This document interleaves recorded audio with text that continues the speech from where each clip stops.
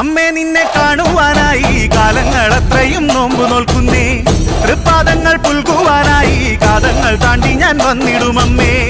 ഉള്ളിനുള്ളിൽ വാഴുന്നൊരമ്മേ, എന്നുമെന്നും കാക്കുന്നൊരമ്മേ, കർപ്പൂരപ്പൂക്കൾ വിരിയും നിൻ തിരുമുന്നിലണഞ്ഞിടും നമ്മെ. കനകാഞ്ചിനി മിന്നും കപോലങ്ങളാണേ